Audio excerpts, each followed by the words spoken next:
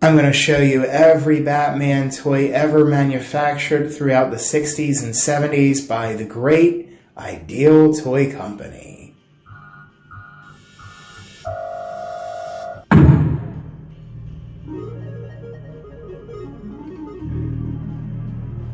Without the Ideal Toy products, I don't think I would collect any 60s Batman memorabilia.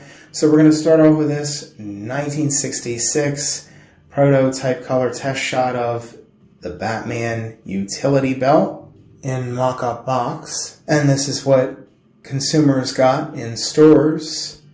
This is considered a holy grail, and they made many different flashlight variations, including the rare aluminum and the generic plastic.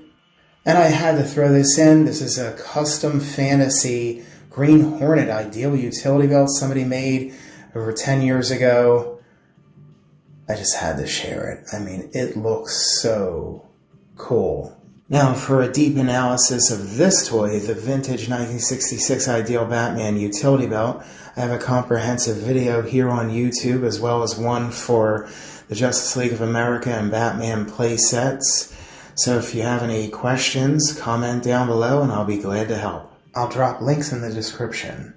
And you're seeing a comparison of two different box variations, but all the components are slightly different too. The bottom is the US issue, and the top is Australian. Notice his leotard is gray on the Australian. And this one is from the UK. This is another overseas variant where you'll find the parts are slightly different, even the instructions. And this set is from Argentina, individually packaged mock-ups that they did of the parts.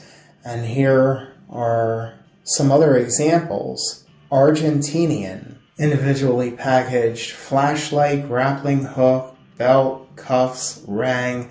And if you look at these walkie-talkies on the header card, they're mocking the Ideal utility belt set.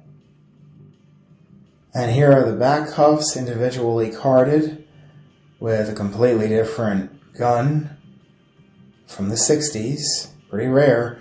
And here is another mock-up of the Ideal utility belt, this rare, strange, vintage, unauthorized set mocking the Ideal utility belt to cash in on the Batman craze. And here we have the very rare equipment set in this very large solid box, which is the utility belt and helmet and cape combined. You're seeing the side panel and the top lid. There's probably only a handful of these out there in existence, and they can go for $20,000 or more. This is the back of the box showing the contents. And there the contents are. Ideal also issued this set in a plain corrugated mailer box. And here's the countertop store display standee that stores use to promote the equipment set. And here is a print ad showing that same store display. And here's another standee that is made into a variation which sold on eBay for $40,000 and later turned out to be a fake. This is a close-up of the list Batman's holding, promoting the Ideal toys. And this is a catalog image. And this is a print ad from Montgomery Ward's promoting the utility belt. And this page is from Continental Harrison. They recycled this photo of the boy with a prototype utility belt in different catalogs. This page is from the Ideal catalog. Now let's talk about the helmet and cape set. They came in this solid box, this sturdy blue helmet. You will find the bat symbol airbrushed in gold or silver, as you see here. And here's a washed out box, faded to yellow. I thought it looked kind of cool. Here's a loose example. And you're getting to see the cape really good. And there's one of the side panels of the box, which is pretty common, but this is uncommon, a header carded polybag version of just the helmet without the cape and the smile insert that really brings life to the helmet. And now this one is a rare vintage Argentinian bootleg. It's knocked off and it's smaller if you notice, and it doesn't have the embossed bat symbol. Here's another page from the Ideal Toy catalog featuring 2 play sets never shipped to stores. And now we're going to talk about the play set in this beautiful red corrugated box. This set features one configuration of 3 villains, Joker, Brainstorm, and Keyman, and has no Batplane launcher, but the Batplane.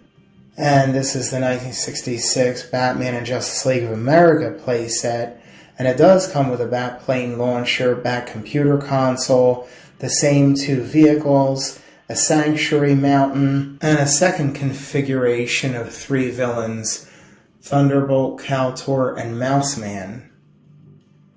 And with these playsets, we get the very first Joker figure, which came in 10 colors. Here's a print ad promoting the JLA playset. And this is the mail-away Sears exclusive 23-piece playset that came in this plain brown shipping box and a bat car with silver accents and 10 very fragile vacuum-formed plastic pieces. And this is Ideal's mail-away 6-piece playset.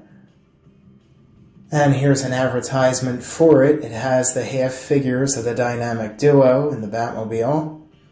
And here is the vinyl carrying case Batcave playset, which came in colors blue or green and came with this small troll. And in 1966, we got the Batman JLA 4-pack figure set. And we got the 3-pack for the Batman set. None of these were painted. Now we're going to talk about Captain Action, starting in 1966.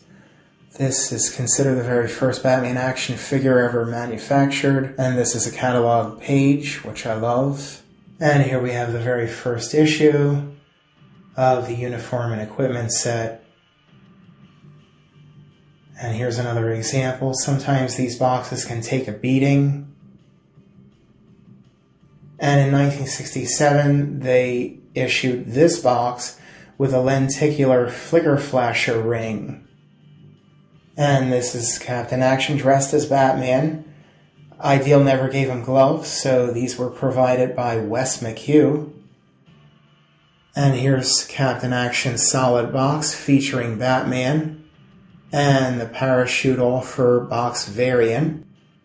Batman's outfit can be seen inside the 1967 Captain Action carry case, as well as his Sanctuary from 1967. You see Batman's outfit hanging on a hanger there.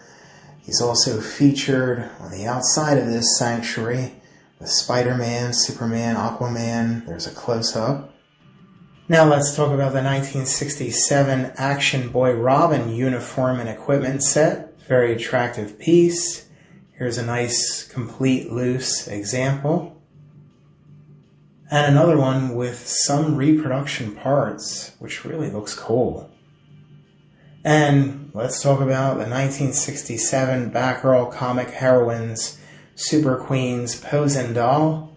This is a real holy grail. So this is the most desirable Batgirl toy ever made.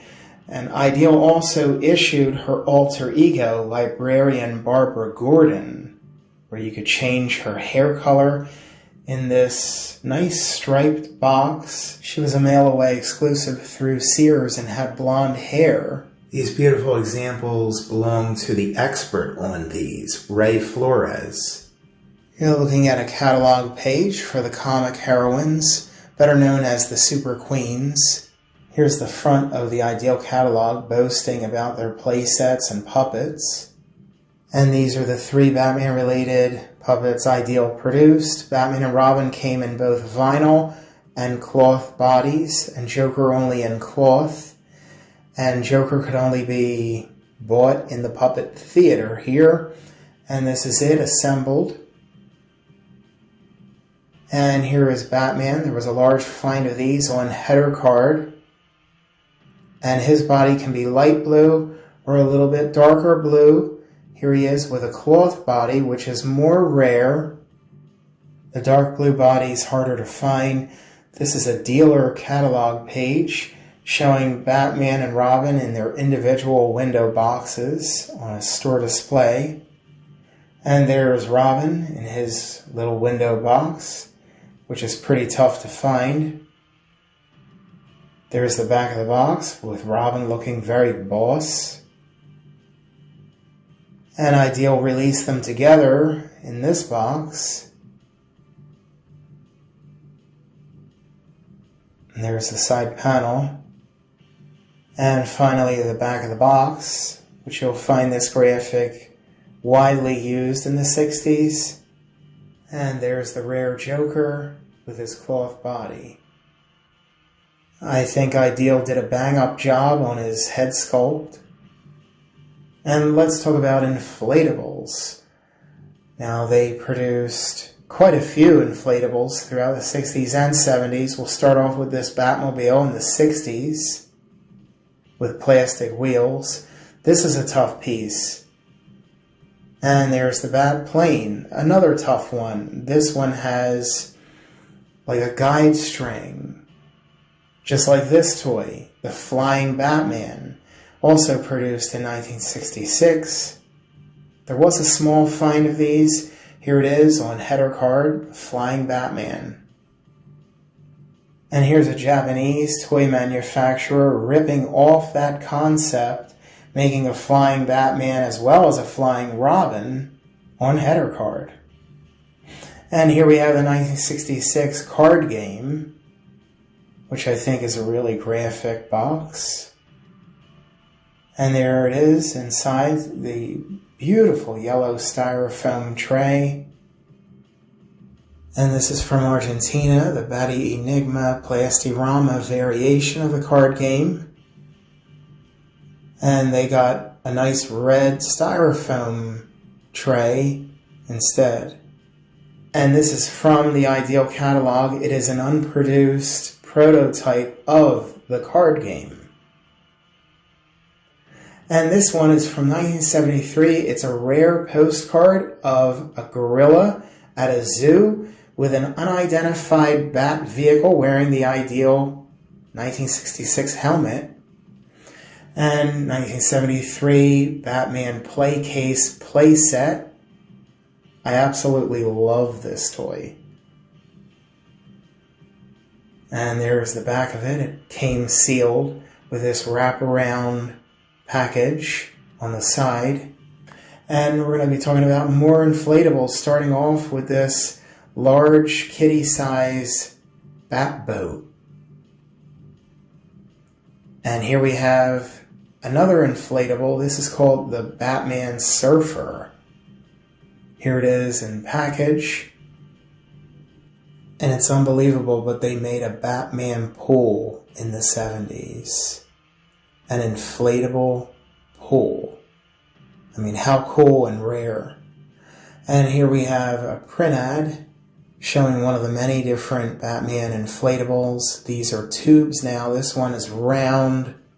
And this one's diamond shaped and features the Joker and is more rare to find. And here's a variant of the same tube in package without the Joker.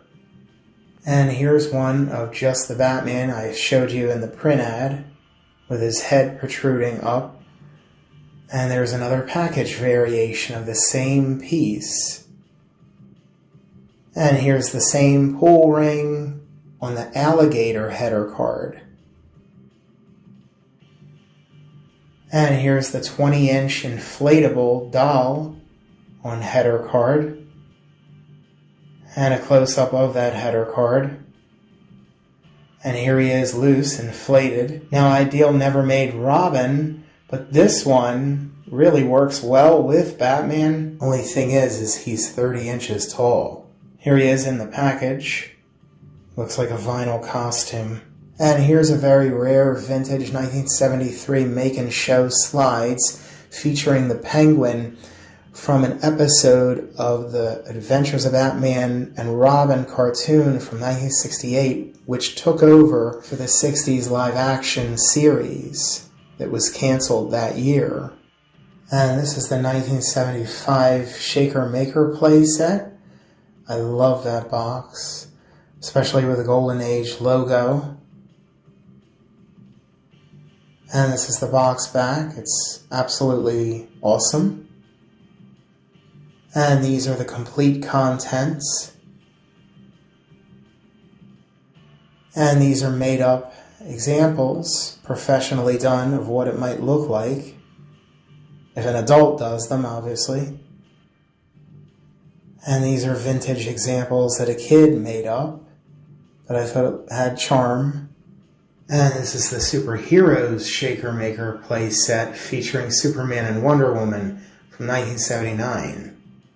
Also in 1975, Ideal gave us this Shape and Play Batman Finger Puppets set featuring Batman, Robin, the Joker, and the Penguin.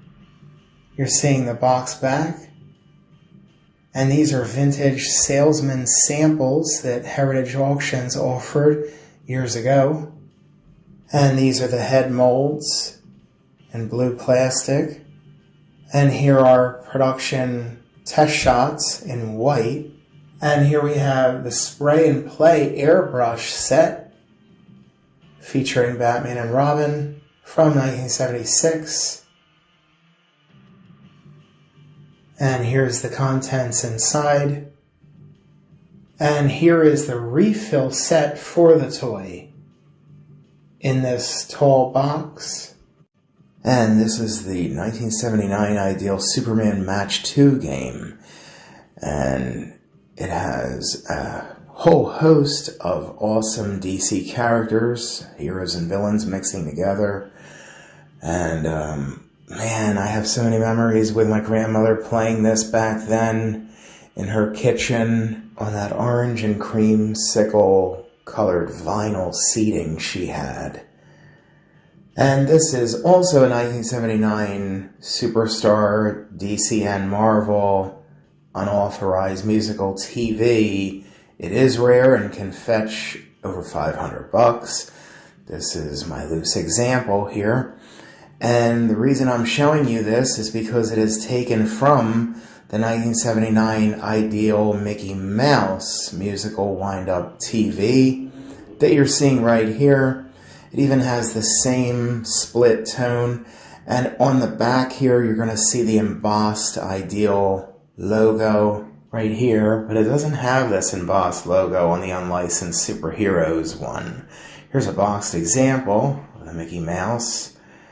And this is what it inspired. This is the 1980 Ideal version of the Remco Batman climbing figure.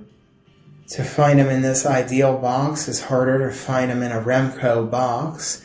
Here's the contents. He comes with this sort of like laser sword due to the popularity of Star Wars, obviously.